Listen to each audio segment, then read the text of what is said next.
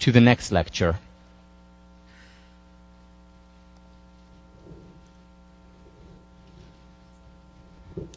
Which is beliefs as self-fulfilling prophecies. This, I must say, this topic ignited my imagination when I was a kid, when I thought about it, when I was an athlete. And that's when I understood the power of the mind. And that's what piqued my interest in psychology. And I want to start with a story, a specific story that in many ways I can see as the first story, psychological story that I heard, or the story that I heard that brought home to me the message of how important psychology is to well-being and to success. And success as a 14-year-old squash player was the most important thing in my life. And the story is of Roger Bannister. Just so I get a show of hands, how many people have heard of Roger Bannister? Okay, a handful. So, those of you who have can hear it again. Roger Bannister was a runner. He ran the mile. And until 1954, running the mile in under 4 minutes was considered impossible. In fact, doctors proved that 4 minutes for the mile was the limit of human ability. Physiologists ran tests proving scientifically that the limit of human ability was running the mile in 4 minutes. You could not go below that. And runners proved, the doctors and the scientists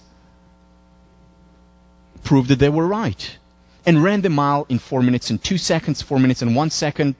But no runner could run the mile in under 4 minutes. Ever since the mile was actually timed, or they started to time runs, it was impossible. Doctors, scientists showed, runners, athletes, the top ones in the world, proved that the doctors were right. And then came along Roger Bannister. Roger Bannister said, it is possible to run the 4 minutes, and in fact, I'm going to do it. Now, when he said it, he was a medical doctor at Oxford University.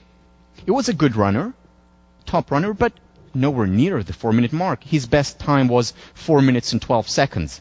And of course, no one took him seriously.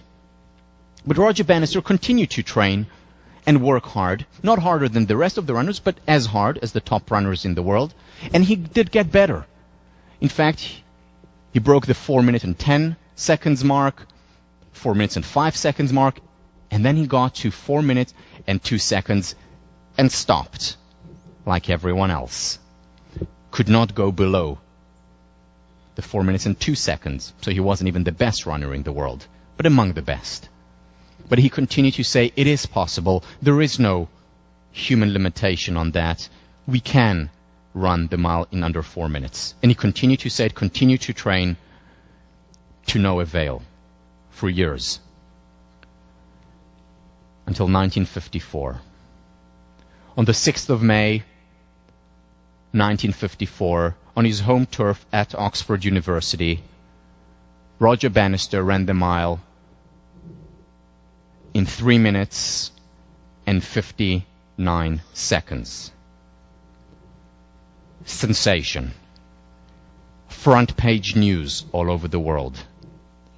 Science defied. Doctors defied. The impossible made possible. It became known as the Dream Mile. Now listen to this. For decades, ever since the mile was timed, no one broke the 4-minute barrier. It was considered impossible. And then on the 6th of May, Roger Bannister does it. 6 weeks later, John Landy, an Australian runner, runs the mile in 3 minutes, 57.9 seconds. The following year, 1955, 37 runners run the mile in under 4 minutes. 1956, over 300 runners break the 4-minute barrier. Now, what happened? Was it that they suddenly started to train harder? Of course not. Was it new technologies? new shoes? It wasn't. It was the mind. Look how powerful the mind is. It wasn't the fact that they were running that time and they said, oops, we're over the speed limit, let's slow down a little bit.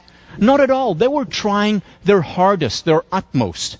And yet the subconscious mind limited them, prevented them from breaking that barrier. That happened to be not a physical barrier, as the doctors and physiologists and scientists had claimed. It was a mental barrier. And what Roger Bannister did was break down the fort, the mental, psychological fort.